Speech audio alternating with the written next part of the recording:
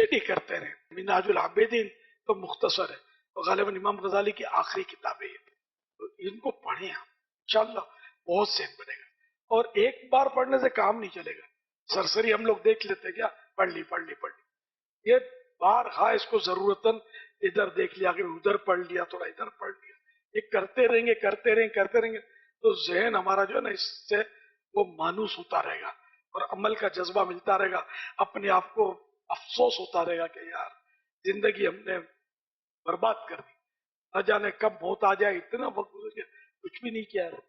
کیا لکھا ہوا، یہ کیا لکھا ہوا. ایسا لگے گا کہ جیسے امام غزالی رحمۃ اللہ علیہ مجھے ہی سمجھا رہے ہیں.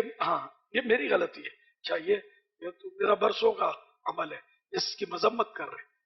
جب بعض اوقات ایسا ہوتا ہے بلکہ باہر کہ ہم پڑھتے ہیں تو چونکہ ذہن سے نکل گیا ہوتا ہے تو ایسا لگتا ہے کہ ہم پہلی بار پڑھ رہے ہیں. یہ بھی ہوتا ہے. اس کی مطالعہ کرتے رہے. فتح رضویہ شریف، بہار شریعت، یہ بھی پڑھنے کی ہیں. اپنی مکتبۃ المدینہ کی کتابیں یہ بھی پڑھنے کی ہیں. کوئی نہ اپنا ایسا ہدف رکھے کہ بھائی اتنی دیر، گھنٹہ، آدھا گھنٹہ، 1 گھنٹہ 12 منٹ تو میرے کو روزانہ اسٹڈی کرنی، دینی کتاب کو پڑھنا ہے. پر پڑھنا اپنی کتابیں ہیں، یعنی سوشل میڈیا بھی تو ٹائم لیتا نہیں. 1 گھنٹہ 12 منٹ سے زیادہ ٹائم یہ لے لیتا ہوگا. تو اس میں پھر ادھر ادھر کے جو کلپ ہوتے ہیں اور ٹیکسٹ ہوتے ہیں، یہ بعض اوقات بڑی خرابیاں پیدا کر رہے ہوتے ہیں.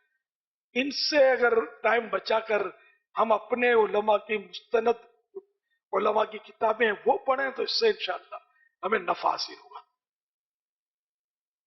12 دن کا ہدف سب لے لیں انشاءاللہ. 12 دن میں منہاج العابدین کا مطالعہ کر کے انشاءاللہ الکریم امیر علیہ سنت و کارکردگی پیش کریں گے. میرے دل کی بات لے لی انشاءاللہ.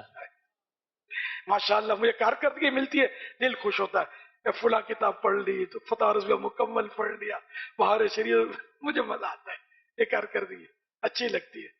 الحمدللہ رب العالمین والصلاة والسلام علی خاتم النبیین یا رب المصطفیٰ جل جلالہ وصلی اللہ تعالی علیہ وآلہ وسلم.